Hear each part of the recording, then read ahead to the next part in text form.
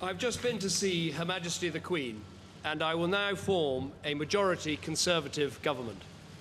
I've been proud to lead the first coalition government in 70 years, and I want to thank all those who worked so hard to make it a success, and in particular, on this day, Nick Clegg. Elections can be bruising clashes of ideas and arguments, and a lot of people who believe profoundly in public service have seen that service cut short. Ed Miliband rang me this morning to wish me luck with the new government. It was a typically generous gesture from someone who is clearly in public service for all the right reasons. The government I led did important work. It laid the foundations for a better future, and now we must build on them. I truly believe we're on the brink of something special in our country. We can make Britain a place where a good life is in reach for everyone who is willing to work and do the right thing. Our manifesto is a manifesto for working people, and as a majority government, we will be able to deliver all of it. Indeed, it is the reason why I think majority government is more accountable. 3 million apprenticeships, more help with childcare, helping 30 million people cope with the cost of living by cutting their taxes, building homes that people are able to buy and own, creating millions more jobs that give people the chance of a better future. And yes, we will deliver that in-out referendum on our future in Europe. As we conduct this vital work, we must ensure that we bring our country together. As I said in the small hours of this morning, we will govern as a party of one nation, one united kingdom. That means ensuring this recovery reaches all parts of our country, from north to south, from east to west. And indeed, it means rebalancing our economy, building that northern powerhouse.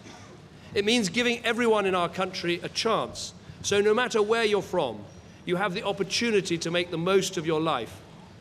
It means giving the poorest people the chance of training, a job, and hope for the future.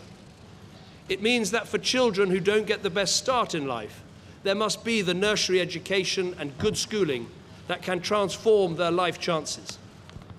And of course, it means bringing together the different nations of our United Kingdom.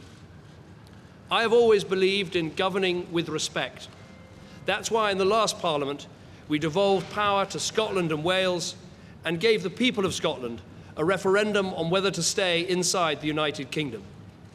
In this Parliament, I will stay true to my word and implement as fast as I can the devolution that all parties agreed for Wales, Scotland, and Northern Ireland. Governing with respect means recognising that the different nations of our United Kingdom have their own governments as well as the United Kingdom government. Both are important. And indeed, with our plans, the governments of these nations will become more powerful with wider responsibilities. In Scotland, our plans are to create the strongest devolved government anywhere in the world, with important powers over taxation. And no constitutional settlement will be complete if it did not offer also fairness to England. When I stood here 5 years ago, our country was in the grip of an economic crisis. 5 years on, Britain is so much stronger. But the real opportunities lie ahead. Everything I've seen over the last 5 years, and indeed during this election campaign, has proved once again that this is a country with unrivaled skills and creativeness, a country with such good humour and such great compassion. And I'm convinced that if we draw on all of this, then we can take these islands with our proud history and build an even prouder future. Together, we can make Great Britain greater still. Thank you. Prime Minister will be frightened of what lies ahead.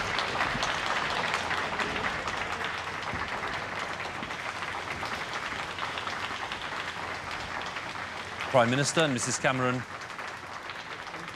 enjoying the taste of victory in Downing Street. Mr Cameron promising to govern as a one-nation Conservative and promising that'll be the principle underlying his government. Clearly mindful of what's happened in Scotland overnight with the huge surge for the Scottish National Party.